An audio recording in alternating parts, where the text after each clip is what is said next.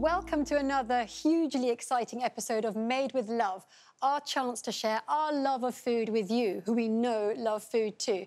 I'm Meike Beck, I'm the cookery director of Good Housekeeping, and we are in a very wonderful spring Good Housekeeping Institute.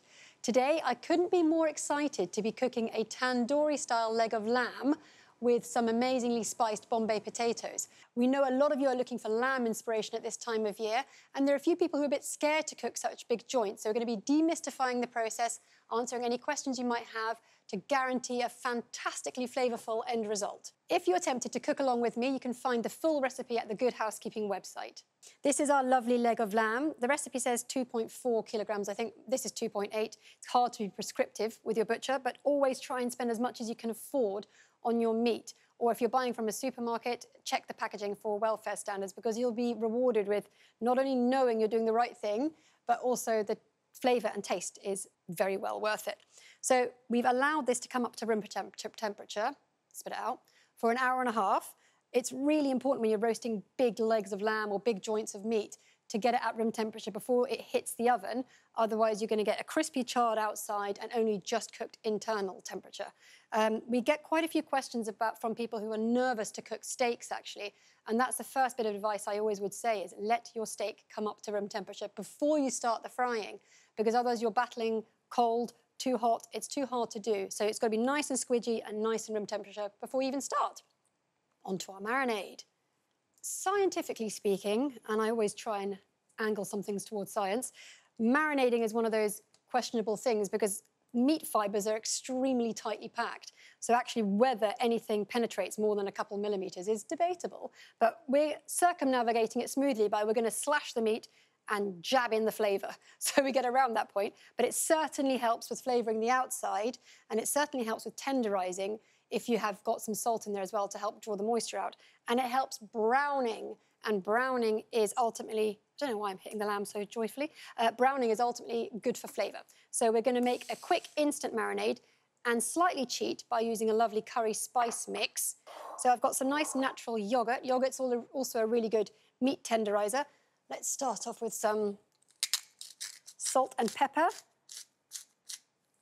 first of all, and then we're going to inject some more flavour. Onto one of my favourite tools in the kitchen, a lovely microplane. Super fine zest without getting the bitter pith. Yes, I zest upside down, but it's quite a happy moment seeing it all gather in the top of the blade. One lime. From one of my favourite kitchen jobs to one of my worst. My team and I always discuss this being a stinky job. If you want to get the smell of garlic off your fingers, and believe me, I always do, very quickly, get some lemon on there and rinse it with cold water before the smell cooks into your hand with hot water, because that can last for days. Right, we've got our garlic cloves. But we just want it for a big punch of garlicky flavour here. Into the yoghurt. A few bigger chunks, not really a problem. And then we've got the spice paste already, the tandoori spice paste. Obviously, cooking a proper tandoori meat is over fierce tandoor oven heat.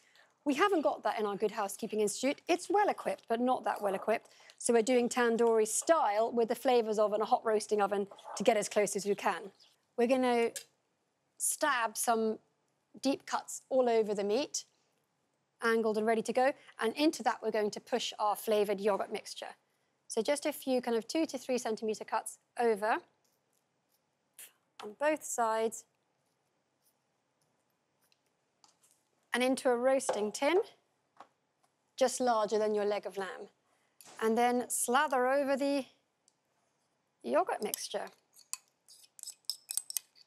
It's a great colour, and that will burnish to a dark kind of charred brown, which is also trying to emulate the tandoori oven effect, the tandoor oven effect, I should say. So try and shove a bit of that into the cuts that you've made. So you're aiming just to loosely rub it over and into as many cuts as you can. And then it goes into a hot oven. Now, the main demystifying thing about cooking any joints is to weigh it. I didn't weigh it before because I know it was 2.8 kilograms. And we recommend for pink meat, which is nice for leg of lamb, is 18 minutes per 450 grams. And that'll give you pink meat of about 55 degrees, 55 to 60 for lamb. So do weigh it, do take a note of it, and then put it in for the calculated time. I always try and check it from about 10 to 15 minutes before that with a thermometer, just to make sure it's coming up to temperature. Once you know temperature, internal temperatures that you want to get your meat to, it takes away so much fear. Before they're invented, you're pressing your hands, you're checking with skewers, and that's all fine, but you've got to have a good understanding of it. Using a thermometer and allowing your meat to come up to room temperature will take away so much worry. So I'm going to wash this hand and get this in the oven. While the lamb is cooking, we are going to prepare our Bombay-style potatoes. Need a board. Now, the main thing you need to do to get this right is to start with the right type of potato. There are two main categories. One is floury and one is waxy. Floury potatoes will eventually fall apart if you boil them too much. They're really good for mashing and roasting. Your other type is waxy potatoes, which are high in sugar and high in moisture. They are good for salad potatoes, slicing neatly, and often have a kind of slightly more slippery surface when you slice them. We've got floury potatoes here. So we want to cut our potatoes to a nice even size, about 2.5 centimetres, which is roughly an inch. I always measure it by that part of my thumb. Okay, so just get busy. So even sized pieces, and they're going to go into a pan of cold water. It's always best to start potatoes in cold and then bring up to the boil. And we're just going to cook them until they are tender but not falling apart. Get your water nice and salty. And I'm going to add our potatoes. So once it comes up to the boil, set a timer for about 8 to 9 minutes, but keep a check on it. You want to poke a knife through it. It's got to go through easily, but you don't want it falling apart yet because it's going to see some more cooking later on. While our potatoes are bubbling away nicely, I'm going to get ahead on making the flavourings for the potatoes. So we're going to start with 1 onion. I'm going to cook it really slowly. The key to any good curry is really gentle, slow cooking of your onion to start off with. So make a nice, firm, flat base for your onion. Don't cut it on the wonk. And tuck your fingers in. I've got too many cuts to prove it's worth doing it. And then finally slice. So we're going to get these into a nice, deep, large frying pan. Something like this. It's got to be big enough to hold all your potatoes later in quite a lot of oil, 4 tablespoons of flavourless oil, and we're going to start them slowly cooking.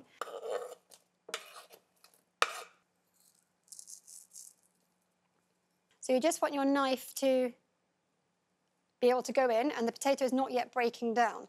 Ideal, get them draining and steam drying. You want to drive off that moisture. So into a colander and then let them steam dry. So these are drained.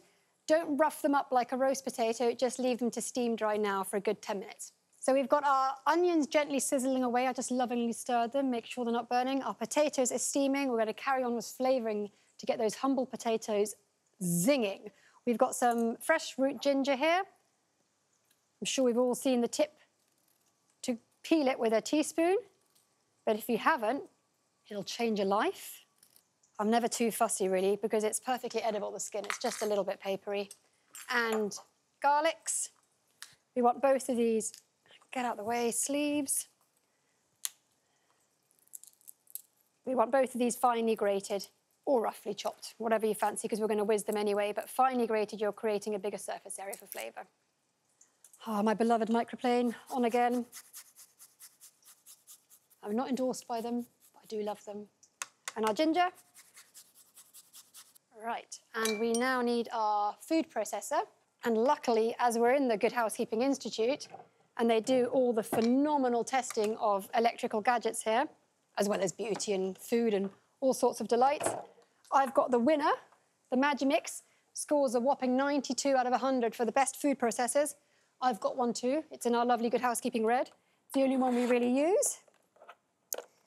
You want the small bowl of the food processor for this because we're not dealing with very much. You can also use a small high-speed blender, or if you don't have one, just finely chop it as best you can.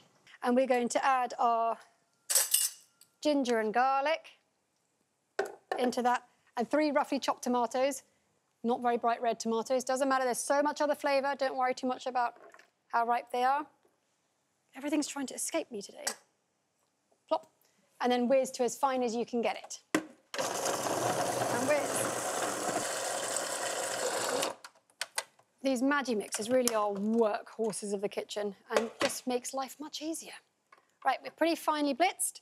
That's going to go into our onion mixture along with the spices in a minute. So the onions are pretty much ready. They've sizzled to a nice golden tenderness. You can squish your spoon through them. Don't try and rush it. They will be crunchy and grim with the potatoes if you try and rush that step. And we're going to start adding spices. And we got a great question from Caroline over emails about spices. She looked in her cupboards. I'm not blaming you, Caroline, or shaming you. We've all done it, where the spice jar was many years out of date. In fact, I recently rejigged my mum's one. Yeah, Mum. There was some from 2009 in there. So she was holding them for a rainy day. But effectively, you'll be adding just flavourless dust at that stage. What you can try and do, they won't be unsafe for you, is to heat a frying pan with no oil and put the spice in there and wake it up again. If it's got a good flavour or smell at the end of it, repot it and set your mind to using it quickly. Otherwise, do get rid because you're adding nothing. So we've got a lot of lovely spices going in here. Memory test: yellow mustard seeds, cumin seeds, ground coriander, chili powder, turmeric, and garam masala. We're concentrating our flavouring efforts in here, and we've got a nice spice paste on the lamb, so they'll come together brilliantly. I'm just frying off the spices until they're nice and fragrant. Bit of seasoning, because who can resist these coloured grinders? And we're going to get our whizzed tomatoes, ginger, and garlic mixture in. Give it a good stir. And I'm just going to go and check the lamb now, because I think that's probably ready to come out and for it to start its resting. Our lamb is ready. It's at 58 degrees. You see all that lovely burnished blackness? That is great flavour. It's now really important to let your lamb or any joint you've cooked rest. You can let it rest for a good half the amount of time it's cooked for. This is because it's a muscle. It's contracted tight during cooking. You need to let it soften. A steak you should let rest for 3 minutes as well before you serve it. A chicken at least 30 minutes. This is going to have a nice long rest, which is ideal because I need to finish the Bombay potatoes and a lovely little yoghurty sauce we're going to serve with it. Just quickly grab the stuff for the little yoghurt sauce, and that involves a chilli. So to finely slice a chilli into long, thin strips. I'll ignore the chilli juice that went in my eye. That's what I do for you guys. Claw hand, and then you chop along. So we've got chilli going into our yoghurt. Some lovely fresh coriander with soft herbs, just crank through the stalks. I never really bother picking the leaves for that kind of thing. Into the yoghurt bowl. We've got a half a lime.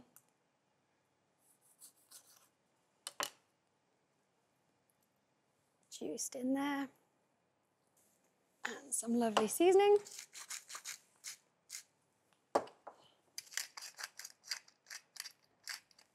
Set that aside, that's to serve with everything when it's finished, and now we can finish off those potatoes. We've got that spice mixture hot and sizzling away. We're going to add our cooled potatoes back to that pan, evading me again, and that final chopped tomato.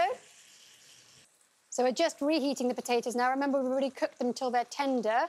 So this is a reheat, not too much stirring because they are floury potatoes. They will ultimately break down. We're trying to prevent that. Decant.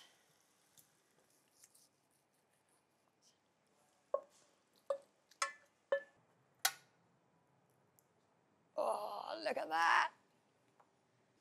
Get yourself a good sharp knife. There's no getting around you having to have a sharp knife for when you're carving meat. And imagine where the bone goes. So none of this cutting across it.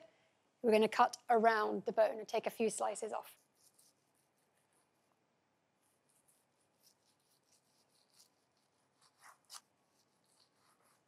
All right, I'm going to finish off my potatoes with some coriander. Coriander's a really divisive herb. We get a lot of readers saying, what can I replace the coriander with? Just leave it out. or some parsley or any soft herb you fancy. It's your dish. Make it as you want it. Oh, Lord, that looks good. Even people who don't like lamb will like this because the flavouring is so unique. Some lovely Bombay-style potatoes. And don't forget your yoghurt sauce. For those who have never tried a joint before, get yourself a thermometer and give it a go. Allow it to come up to room temperature and then prick it to check it's done. I hope you enjoy it. And if you want to find this recipe, head to our Good Housekeeping website where you can cook this amazing roast in all its glory. And it is really a fantastic centerpiece and really easy to achieve at home.